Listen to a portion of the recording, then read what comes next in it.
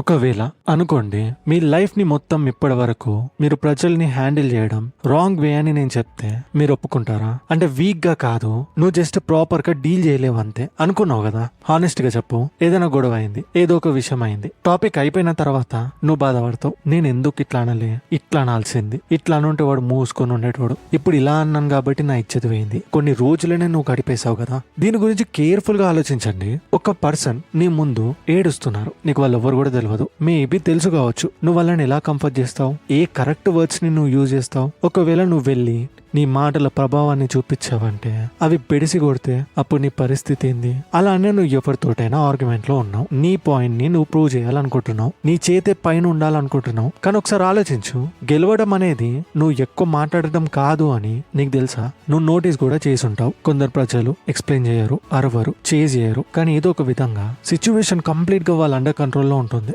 ఎందుకు? వాళ్ళకి ఏం తెలుసు, నీకేం తెలియదు. నిజమేందంటే మనుషుల మైండ్ నువ్వు అనుకున్నట్టు అవి చేయవు. అది ముందుగానే లాజిక్ కి రెస్పాండ్ కాదు, అది రెస్పాండ్ అయ్యేది కొన్ని వింతైన విషయాలకి. అది డీపర్ గా కనిపించకుండా ఉంటుంది. ఒక్కసారి నువ్వు అర్థం చేసుకున్నావంటే నువ్వు ప్రజల్ని ఫోర్స్ చేయాల్సిన అవసరం లేదు, నువ్వు ఎవరిని కూడా కన్విన్స్ చేయాల్సిన అవసరం లేదు, నువ్వు కేవలం వాళ్ళని షిఫ్ట్ చేయాలంతే. దాని అర్థం వాళ్ళ మైండ్ ని నువ్వు షిఫ్ట్ చేయాలి. ఈ వీడియోలో డార్క్ సైకాలజీ టెక్నిక్స్ నువ్వు ప్రతిరోజు వినేది కాదు, ఇవి అన్స్టేబుల్ గా అన్కంఫర్టబుల్ గా ఉంటాయి. ఇంకా హానెస్ట్ గా చెప్పాలంటే చాలా డేంజరస్ గా టెక్నిక్స్. ఎదుటి వాళ్ళు ఎలా ఫీల్ అవుతారో, వాళ్ళు ఎలా రియాక్ట్ అవుతారో, ఈవెన్ కొందరు నిన్ను ఎలా చూస్తారో కూడా నువ్వు ప్రతి ఒక్కదాన్ని చేంజ్ చేయొచ్చు. ఇక్కడ వార్నింగ్ కూడా ఉంది.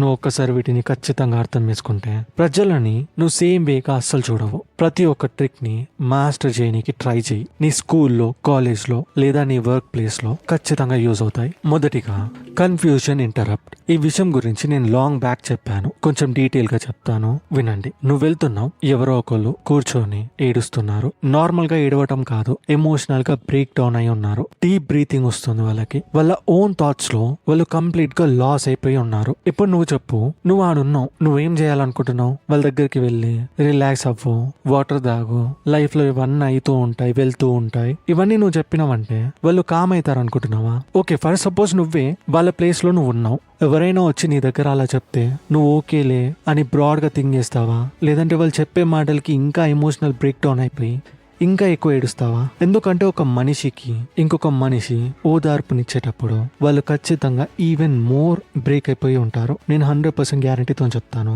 మీరు కూడా ఈ విషయాన్ని క్రాస్ చేశారు. ఓకే, ఇక్కడ ప్రాబ్లం ఏంటంటే ఒక పర్సన్ ఎమోషనల్ గా బ్రేక్ అయిపోయి ఉన్నారు. నువ్వు చెప్పే విషయాలు వాళ్ళు అస్సలు వినరు. ఈవెన్ విన్నా గానీ వాళ్ళకి ఇంకా ఎక్కువ బాధ అనిపిస్తుంది. ఎందుకంటే సింపతి అక్కడ ఇంకా బాధను క్రియేట్ చేస్తుంది. వాళ్ళ ఓన్ మైండ్ లో వాళ్ళు స్టక్ అయిపోయి ఉంటారు.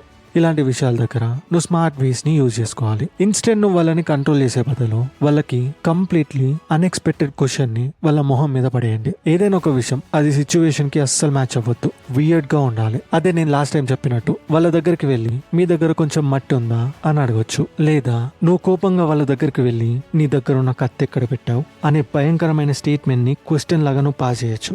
అక్కడ ఏమవుతుంది? ఎందుకు ఈ వింతైన క్వశ్చన్స్ అంటే మనుషుల బ్రెయిన్ ఇంటరప్ట్ అవుతుంది. మీరు ఎక్కడైనా చూడండి, ఏ సైకాలజీ బుక్ లో అయినా మనుషుల మైండ్ డీప్ ఎమోషన్స్ మీద ఇంకా కన్ఫ్యూజన్ మీద ఎట్ ఏ టైం ఫోకస్ చేయలేదు. మోస్ట్ కన్ఫ్యూజన్ మూమెంట్ వచ్చినప్పుడు ఎమోషన్ ఇన్స్టాంట్ గా బ్రేక్ అయిపోతుంది. ఇక అదే పవర్.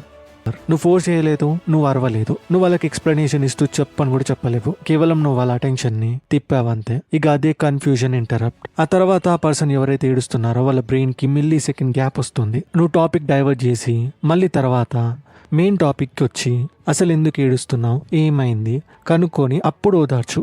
వాళ్ళు కంప్లీట్ గా నార్మల్ స్టేట్ లోకి వస్తారు. ఎక్స్పెషల్లీ మెన్ కోసం ఈ బుక్ 18 సంవత్సరాలు నిండగానే, కొందరైతే నిండకపోయినా గానీ ఈ లస్ట్ లో ఈజీగా పడుతున్నారు. అసలు ఏంది లస్ట్? పడక ముందు ఎలా ఉంటుంది, పడ్డ తర్వాత ఎలా ఉంటుంది, ఒకవేళ దొరికిన తర్వాత దానికి శిక్ష ఎలా ఉంటుంది, ప్రతి ఒక్కటి బుక్ లో ఉంటుంది. దీని లింక్ డిస్క్రిప్షన్ లో. ఎక్స్పెషల్లీ మెన్ దీన్ని చదవాలి. ఇప్పుడు వీడియోలోకి వస్తే, రెండవది నేమ్ డ్రాప్ అన్సర్టనిటీ. ఇంకొంచెం డీపర్ గా వెళ్తే ఇమాజిన్ చేయండి, నువ్వు ఆర్గ్యుమెంట్ లో ఉన్నావు, చిన్న విషయంలో కాదు, సీరియస్ విషయంలో.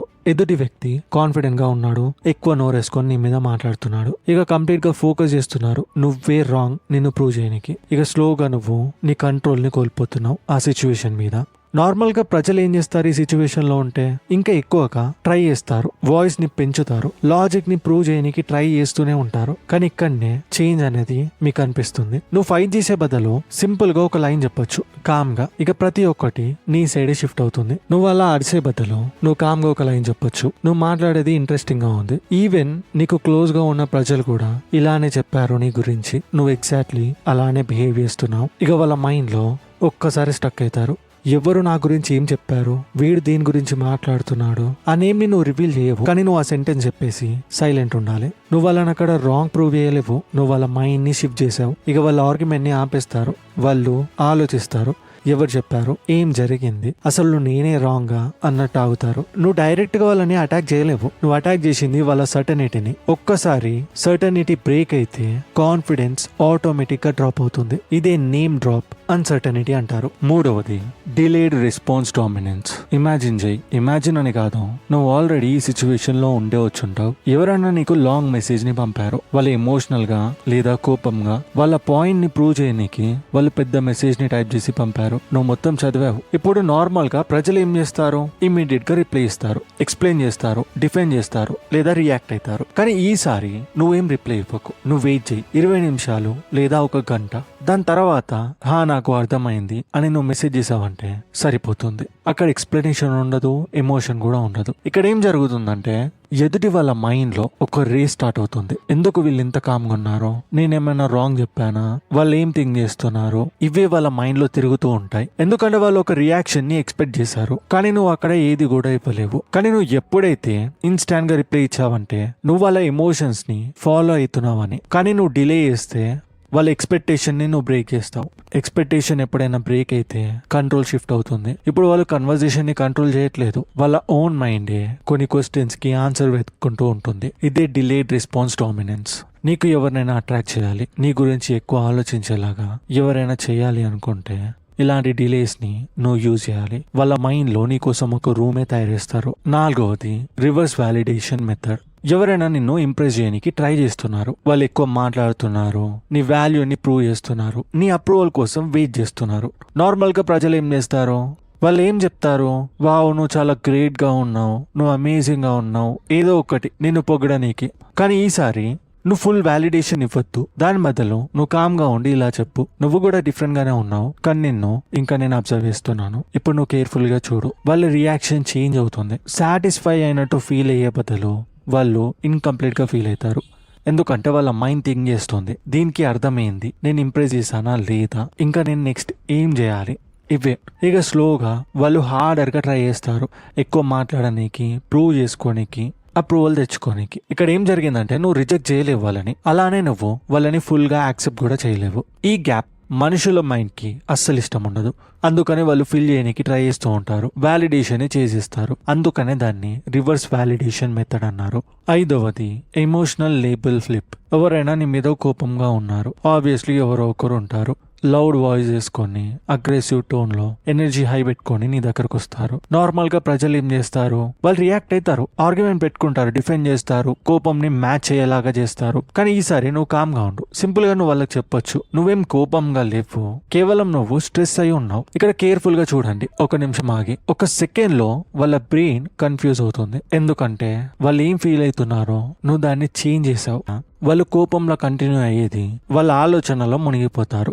నేను నిజంగా యాంగ్రీగా ఉన్నానా, స్ట్రెస్ అయి ఉన్నానా.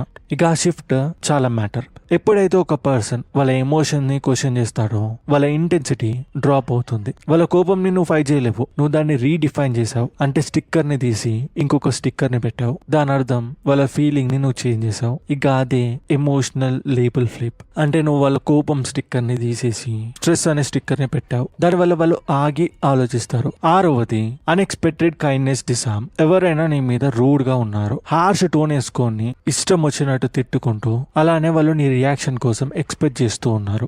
ఏ మనిషికైనా కోపం వస్తుంది, రియాక్ట్ అవ్వాలనుకుంటారు, కానీ ఇక్కడ డిఫెండ్ చేయాలి, ఆర్గ్యుమెంట్ పెట్టుకోవాలి, ఇవే ఉంటాయి మైండ్ లో. కానీ ఈసారి నువ్వు అలా రియాక్ట్ అవ్వకు, కామ్ గా ఉండి సైలెంట్ గా ఉండు.